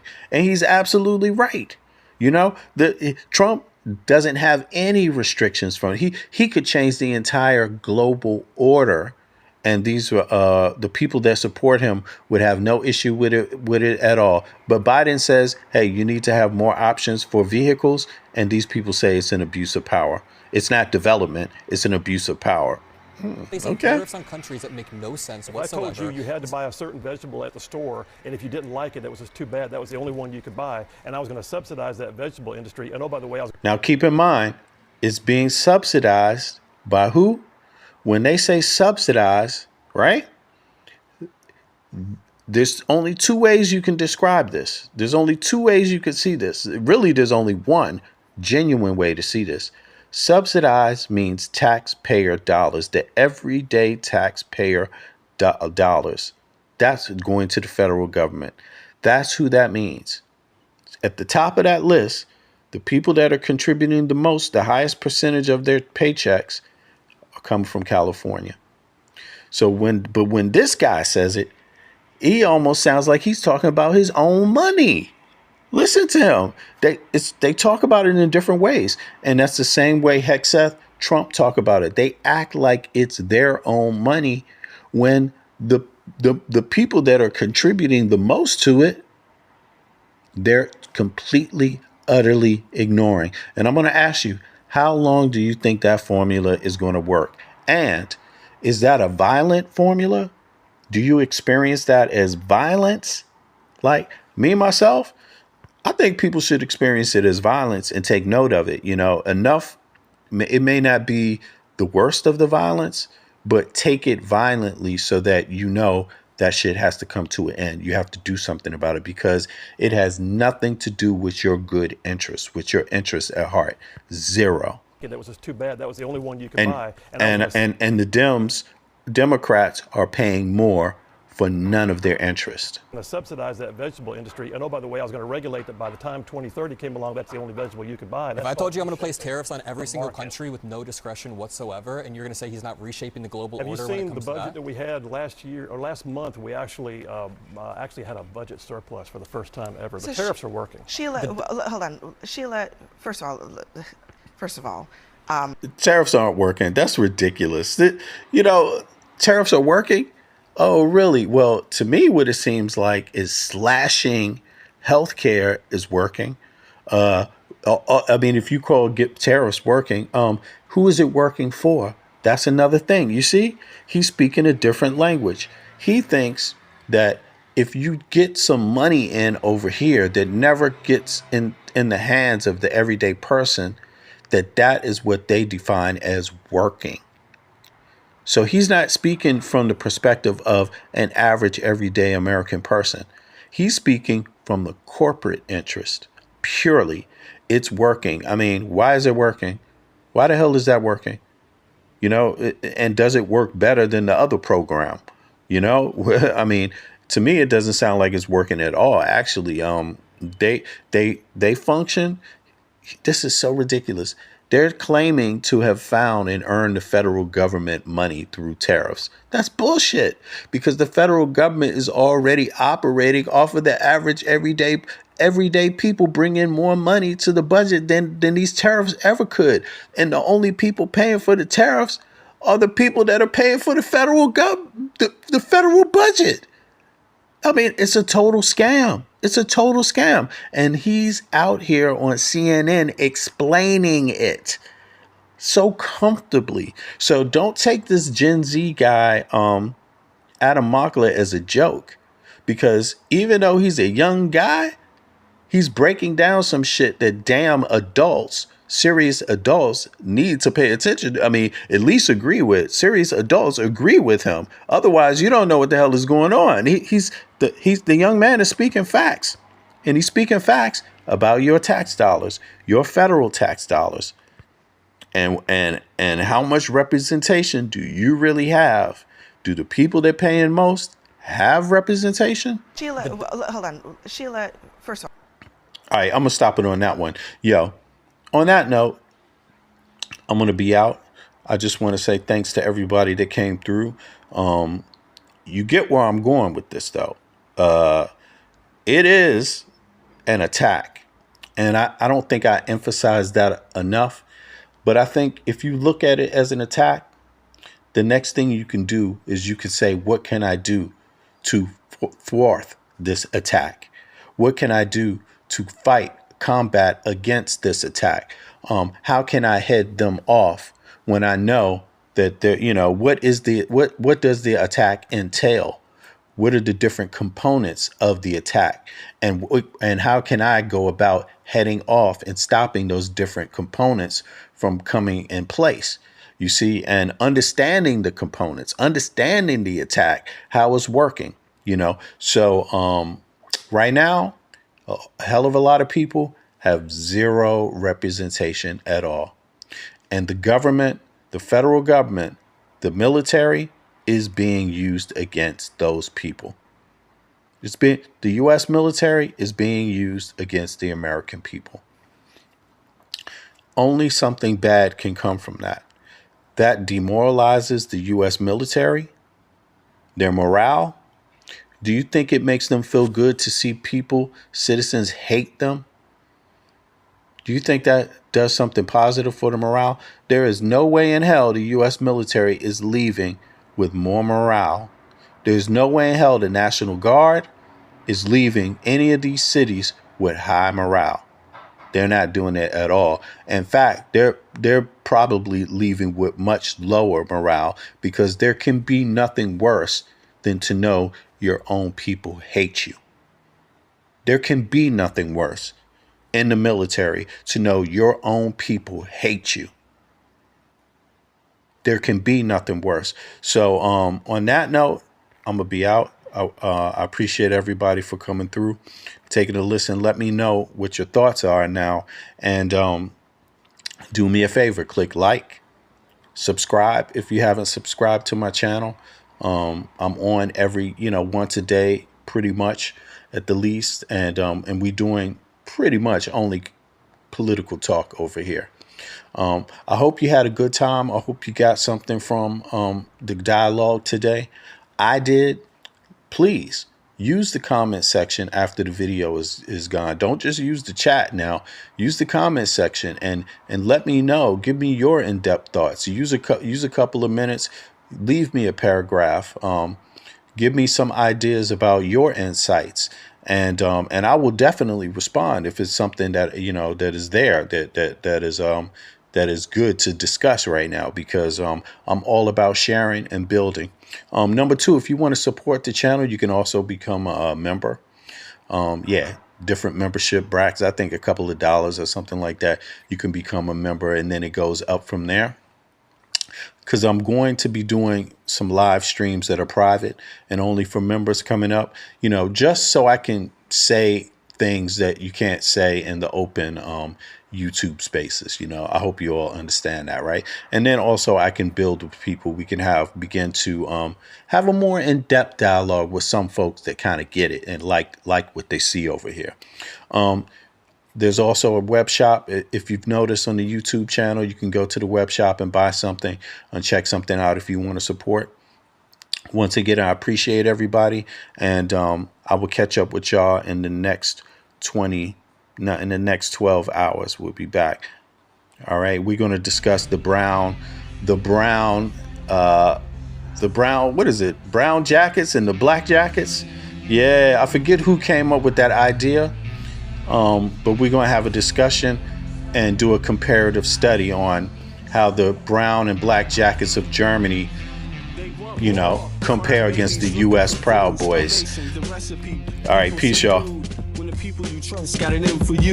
Deceit is the word of the day, and every clue, don't let it go. It's from the days of old. Time is up, but some still do not know. Can I make up my mind? Is it worth the dime? Do I have to take a minute just to make it mine? Life's never fair, but don't listen to the TV. Go out and take a listen to the streets, with the people in the slums and the homeless bums, with degrees and degrees sitting under a tree. It's not easy in the world for the poor man, the one that brought you to reality. See, they don't want you to know about the black sheep, leaving 7 rows to the 12 families all around the globe with an ancient code. Is it really asking a lot to say a debt's owed? Cause we sitting on the earth looking back at extinct, and I'm standing on some ground that's about to sink. I ain't scared for a minute, I ain't about to blink, but I documented for the world what I see and think. Feel we on the call and I feel we on the break. All Congress gonna do is waste paper and ink. Vote or die, you voted and you'll die. You can have it both ways, can't say it's a lie. You can march all you want, but they playing you wrong. They only understand war, it's the same old song. They want war, all they really want is a war. Diversionary tactic to make the big score. The diamonds in the morning, they want more, but they wanna keep you low, so they manifest the war. War, all they really want is a war. Diversionary tactic to make the big score. The diamonds in the morning, they want more, but they wanna keep you low, so they manifest the war. Like a loaded suckers coming out of the mud with colors. I create envy in those with power but jealous. I unify the poor with my song, the hell with the others. Descended the way they treat indigenous brothers. Cause I understand we link forever. They try to hate us even though that we keep it together. I'm not talking about controlling the air or the weather. I'm talking about maintaining the truth, the high endeavor. A rebel drops bombs in the midst of trouble. The free world counterattack and now there's double. But nature gets the shit in the way to settle. If you stop the machines for a minute you might hear, but they won't cause the TV's whisper in the ear. And capitalism has eyes that don't tear, and they cloud up and get crazy and won't steer. And like an ab, it's hard to get an ass to listen. Living like this is like living in prison. It's hard to keep hope when you're living in prison. The spiritual thoughts, so yes, the mental prison. The outside, yes, it's got to get through. Something's gotta die, so something here can live. Your life is nothing if you got nothing to give. Keeping the spiritual, yes, disguised as religion. Controlling your mind, the mental prison. They want war. All they really want is a war. Diversionary tactic to make the big score. Them diamonds in the morning, you know they want